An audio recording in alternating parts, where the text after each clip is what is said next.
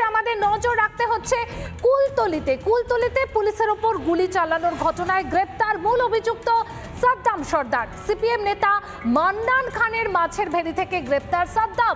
মান্নান খানকেও গ্রেপ্তার করেছে পুলিশ। বানিরধল এলাকায় মাছের ভেড়ির আলাঘরে গা ঢাকা দিয়েছিল সাদ্দাম। সাদ্দামের 12 দিনের পুলিশ হেফাজত ও মান্নানের 5 দিনের পুলিশ হেফাজতের নির্দেশ আদালতের।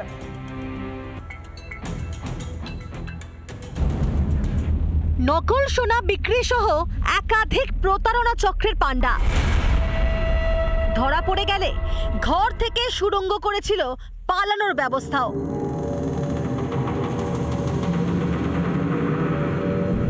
কিন্তু শেষ রক্ষা হলো না, অবশেষে পুলিশের জালে কুলতলির সাদ্দাম সর্দার। সাদ্দাম সর্দার আশ্রয় নিয়েছিল কোথায়? মাছের ঘেরির আলয়ে আশ্রয় নিয়েছে। আর যে আলঘরে আশ্রয় নিয়েছিল, আলয় ঘরে, মূলত সেখান থেকে পুলিশ খবর পেয়ে গোপন সূত্রে তাকে মূলত গ্রেপ্তার করে। বাম নেতা অর্থাৎ মান্নান খানের যে ফিশারি তিনি লিজে নিয়েছিলেন, তার সেই ফিশারি যে আলয় ঘর, সেখানে আশ্রয় নিয়েছিল এই সাদ্দাম সর্দার। অর্থাৎ সে এই যে মান্নান খান তার যে মেছো যে ভেরি অর্থাৎ মেছো ভেরির আলা ঘরে আশ্রয় নিয়েছিল সাদ্দাম। এখনও কিন্তু পড়ে রয়েছে মুড়ি এবং মশা মারা ধূপ এবং হচ্ছে টর্চ লাইট। বুধবার গভীর রাতে সাদ্দাম সর্দার ও মান্নান খানকে গ্রেফতার করে পুলিশ। রেড আমরা করি চুপড়ি ঝাড়াতে ওখানে একটা আলাঘর পাওয়া যায়। ওখানে যে আমাদের ঠাকুর রানী নদী আছে, ওর পাশে যে আলাঘর ফিশারি, ওই ফিশারির মালিক হচ্ছে মান্নান খানের 3-4টে আলাঘর ছিল। ওর একটা আলাঘরে এ শেল্টার নিয়ে বসেছিল, এ আর মান্নান। সাদ্দামের ঘরে সুড়ঙ্গ থেকে মাতলা হয়ে অনায়াসে পৌঁছে যাওয়া যায় দেশের যে কোনো প্রান্তে, পৌঁছে যাওয়া যায় বাংলাদেশেও। পয়তের হাট যে বলে, আর যে কাকড়ার খাল যে পয়তের হাট থেকে মূলত এসে এই ঠাকুরান নদীতে মিশেছে। এবং এই ঠাকুরান নদী আমি আমার ভিডিও জার্নালিস্টকে বলবো দেখাতে। আমার বাম হাতে মূলত এই যে ঠাকুরান নদী চলে গিয়েছে, এই নদী গিয়ে মিশেছে মাতলার সঙ্গে। এবং যে মাতলাইতে পৌঁছালে মূলত চলে যাওয়া যাবে পশ্চিমবঙ্গের নদীমাতৃক যে কোনো জায়গায় তথা ভারতবর্ষের যে কোনো প্রান্তে অনায়াসে বাংলাদেশ সহ বিভিন্ন জায়গায় পৌঁছে যাওয়া যাবে।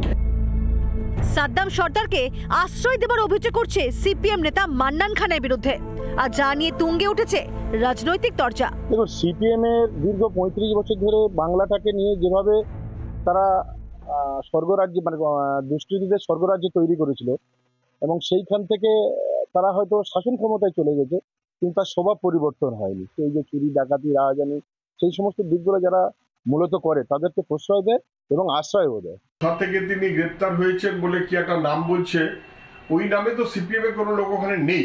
মান্নান খান নাকি একটা নাম বলছে সিপিএম এর নেতা ছেড়ে দিন, ওই নামে সিপিএম এর লোক ওখানে কেউ আছে বলে মনে হয় না। এটা একটা ফলস ব্লেম দেবার চেষ্টা করা হচ্ছে, এবং করা হচ্ছে আসলে সাদ্দামকে বাঁচানোর জন্য। কুলতলিতে পুলিশকে লক্ষ্য করে গুলি চালানোর ঘটনায় এখনো পর্যন্ত সাদ্দাম সহ মোট 5 জনকে গ্রেফতার করা হয়েছে। সাদ্দামের ভাই সাইরুল সহ আরো বেশ কয়েকজনের খোঁজে তল্লাশি চালাচ্ছে পুলিশ। রাজু মুখার্জি, এলিনা ভট্টাচার্যের রিপোর্ট, রিপাবলিক বাংলা। চলুন এবার একটু সোনারপুরের দিকে নজর রাখা যাক, কারণ সেখানে জামাল উদ্দিন সর্দারের বিরুদ্ধে উঠে আসছে একের পর এক অভিযোগ।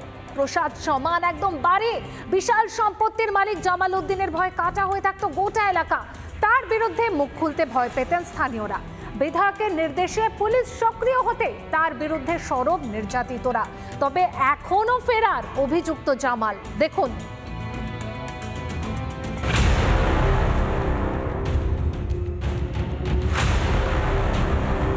সোনারপুরের ত্রাস জামাল উদ্দিন সর্দার, যার অত্যাচারে নাজেহাল প্রতাপনগর গ্রাম পঞ্চায়েতের সাঙ্গুরের বাসিন্দারা। একে একে জামালের নৃশংসতা অত্যাচারের বিরুদ্ধে মুখ খুলেছেন নির্যাতিতারা। এবার এক মহিলা এবং তার স্বামীকে সারা রাত উল্টো করে ঝুলিয়ে মারধরের অভিযোগ। মারধরের পাশাপাশি টাকাও চাওয়া হয় দম্পতির কাছ থেকে। আমার কাছ থেকে বললো যে 20,000 টাকা নিয়ে তবে তোর বরকে ছাড়বো। আমি 5,000 টাকা নিয়ে গেছিলাম। আমি 5,000 টাকা রাখো, 5,000 টাকাও নিয়ে নিয়েছে। আমাকে আটকে দিয়েছিল। আটকে দেওয়ার পরে আমার মারধর করেছে, শেকল দিয়ে বেঁধে ফিরেছিল, আমার গায়ে হাত দেওয়ার চেষ্টা করেছিল। জামালের ভয়ে থানায় অভিযোগ জানাতে পারেননি দম্পতি। বিধায়কের আশ্বাসের পর দম্পতি সোনারপুর থানায় লিখিত অভিযোগ দায়ের করেন। বাগান দিয়ে এসে তুলে নিয়ে গেছে, নিয়ে যাওয়ার পরে আমাকে ঘরের গ্রিল আছে, ওই গ্রিলের গায়ে বাঁধা হয়, বাঁধার পরে আমাকে মারধর করা হয়। তারপরে আমার ওয়াইফকে এরকম ডাকা হয়, ভালো মন্দ আমার শ্বশুরবাড়ি ফোন করে জামাল ডাকার পরে তারপরে আমার ওয়াইফকেও ধরে মারধর করে। তবে জামাল উদ্দিনের সঙ্গে শাসক দলের কোনো যোগ নেই। তিনি তৃণমূলের কোনো কর্মী বা নেতা নন বলেই ফের একবার দাবি করলেন বিধায়ক। এই ব্যক্তির সঙ্গে তৃণমূল কংগ্রেসের কোনো যোগ নেই, তৃণমূল কংগ্রেসের কর্মী না, তৃণমূল কংগ্রেসের কোনো সদস্য নয়, প্রশাসনিক সাংগঠনিক কোনো পদে এই ব্যক্তি নেই। অভিযোগ যার বিরুদ্ধে হয়েছে এবং সেই অভিযোগ যেহেতু থানায় হয়েছে, সেই অভিযোগের ভিত্তিতে পুলিশের যা যা করণীয় পুলিশ করবে। জামাল ওখানে দীর্ঘদিন ধরে সাধারণ মানুষের উপর অত্যাচার করছে, অনেক কমপ্লেন হয়েছে, কিন্তু পুলিশ জামালের বিরুদ্ধে কোনো কেস নেয় না একটাই কারণে, জামালের যেহেতু তৃণমূল করে। এরা বিধায়িকা পুরো সম্পূর্ণ মিথ্যে কথা বলছে এখন নিজেদের দোষ ঢাকার জন্য। প্রাসাদোপম জামালের বাড়ি সুইমিং পুলে চড়ে বেড়াতে দেখা যেত কচ্ছপ। খবর সামনে আসতেই বন দপ্তরের আধিকারিকরা যান জামালের বাড়িতে। তারা উদ্ধার করেন কচ্ছপটিকে। আইন ভেঙে বাড়িতে কচ্ছপ পোষায় তার বিরুদ্ধে পদক্ষেপ নিতে চলেছে বন দপ্তর। বরুণ হালদারের রিপোর্ট, রিপাবলিক বাংলা। খাস জমি দখলে মদতের অভিযোগ, তৃণমূলের বিরুদ্ধে অভিযোগ তৃণমূলের। প্রতিবাদে দলীয় পতাকা খুলে পঞ্চায়েত অফিসে তালা তৃণমূলের পঞ্চায়েত সদস্য সহ বুথ কর্মীদের। দেবরা ব্লকের রাধামোহনপুর অঞ্চলের তুরিয়ার ঘটনা দেখুন। দেবরার তৃণমূলের কোন্দল, পঞ্চায়েত অফিসে পড়ল তালা। দেবরা ব্লকের রাধামোহনপুর অঞ্চলে তুরিয়া এলাকায় খোদ তৃণমূল নেতৃত্বের বিরুদ্ধে সরব হলেন দলেরই পঞ্চায়েত সদস্য সহ বুথকর্মীরা। পঞ্চায়েত সদস্যের অভিযোগ, ওই এলাকায় 3টি খাস জমি রয়েছে। এই খাস জমিগুলি জবরদখল হয়েছে, আর তাতে মদত দিয়েছে তৃণমূলেরই উচ্চ নেতৃত্বের একাংশ। এই জমির উপরে জোর করে চাষাবাদ করছে, তো সেইটা আমরা ঊর্ধ্বতন কর্তৃপক্ষ, আমাদের নেতৃত্ব ব্লক লেভেল থেকে শুরু করে তারও উপর পর্যন্ত আমরা গেছি। বৃহস্পতিবার সকালে তৃণমূল কার্যালয়ে তালা দিয়ে দলীয় পতাকা নামিয়ে প্রতিবাদে সরব হন স্থানীয় পঞ্চায়েত সদস্য সহ তৃণমূল কর্মীরা। ঘটনায় তুঙ্গের রাজনৈতিক চর্চা। ওই অঞ্চলের সভাপতি শিবপ্রসাদ ভূঁইয়ের কাছে বিষয়টা খতিয়ে দেখার জন্য বলছি, এবং জায়গা সংক্রান্ত তুলিয়াতে খাস জায়গা সংক্রান্ত বিষয় দিয়ে যে অভিযোগ করছে শুনেছি ওটা বিচারাধীন বিষয়। সমস্ত তৃণমূল কংগ্রেসটাই একটা দুর্নীতির আখড়াতে পরিণত হয়েছে, আর যে ঘটনাটা তুরিয়াতে ঘটেছে সেটা সম্পূর্ণভাবে বখরাকে কেন্দ্র করে তৃণমূল কংগ্রেসের আভ্যন্তরীণ দ্বন্দ্বের বহিঃপ্রকাশ ঘটেছে। ঘটনায় ব্যাপক শোরগোল এলাকায়। রিপাবলিক বাংলা। অগ্নিমূল্য বাজারের মধ্যেই রাজ্য জুড়ে অনির্দিষ্টকালের জন্য মুরগি সরবরাহ বন্ধের সিদ্ধান্ত পোল্ট্রি ট্রেডার্স অ্যাসোসিয়েশনের। রাজ্যের বিভিন্ন প্রান্তে গাড়ি চালকদের ওপর পুলিশি জুলুম, তোলাবাজির প্রতিবাদ। পুলিশের জুলুমের প্রতিবাদে বন্ধ মুরগি সরবরাহ। বাজারে অগ্নিমূল্য সবজি, আর এর মধ্যেই যদি বন্ধ হয়ে যায় মুরগি সরবরাহ, কোথায় যাবেন সাধারণ মানুষ?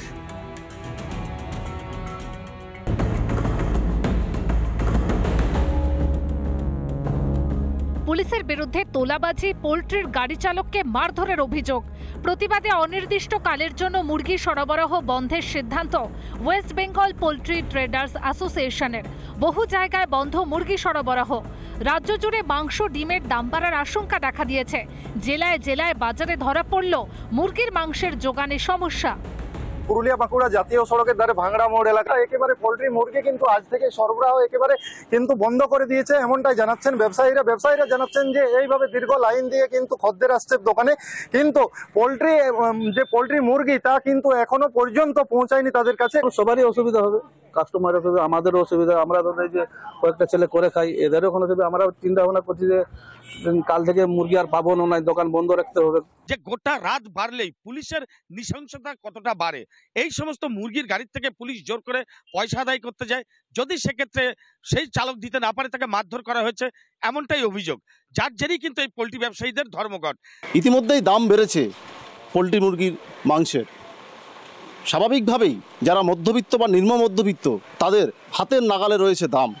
আগামী দিনে যদি মুরগি সাপ্লাই পুরোপুরিভাবে বন্ধ হয় তাহলে নির্দিষ্ট যে সংখ্যক মুরগিগুলো রয়েছে তার দামও হবে আরও আকাশ ছোঁয়া।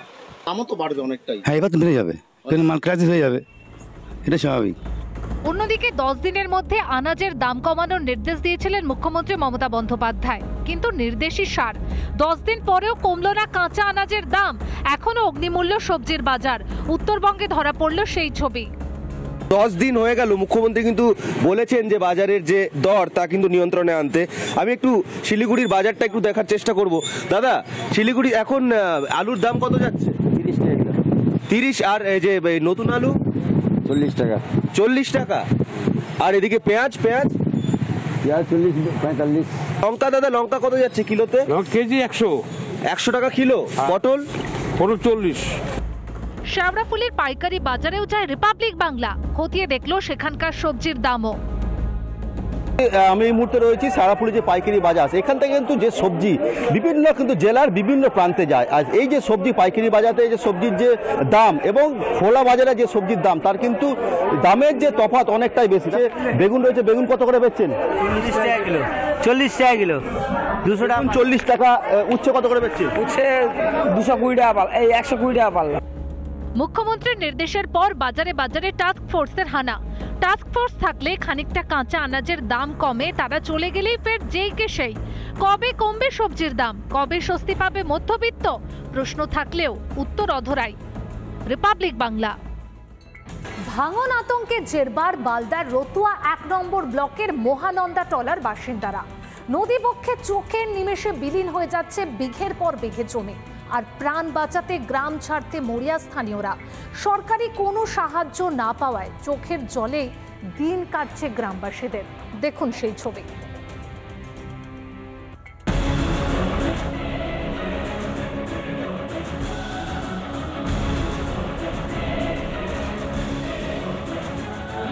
ভাঙছে গঙ্গার পার, নদীগর্ভে বিলীন বিঘার পর বিঘা জমি।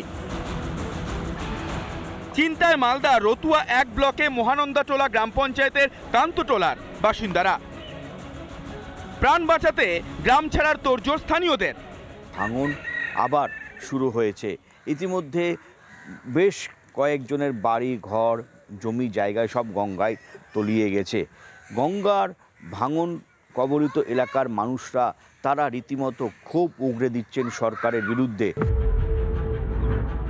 ভাঙন মাথা গোঁজার ঠাঁইটুকু কেড়ে নিচ্ছে গ্রামবাসীদের। কোথায় থাকবেন তারা, কিভাবে চলবে দিন সরকারি সাহায্য না পাওয়ায় ক্ষিপ্ত ভিটেহারারা।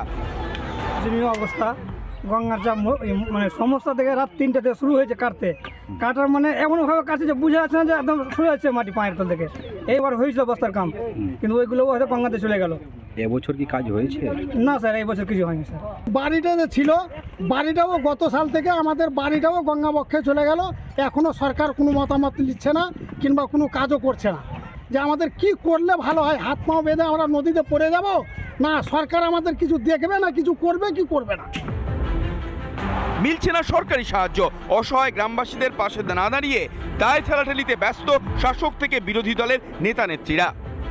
এটাতে আমাদের রাজ্য সরকার তো তৎপর হয়েছে, তারা দেখছেন বিষয়গুলো, কিন্তু সমস্যা হচ্ছে কি এটা যেহেতু কেন্দ্র সরকারের দেখার কথা, ওয়াটার রিসোর্সেস ডিপার্টমেন্ট আমাদের সেন্ট্রাল গভর্নমেন্টের, কিন্তু তাদের কাছ থেকে আমরা কোনো অ্যাক্টিভিটিস দেখতে পাচ্ছি না।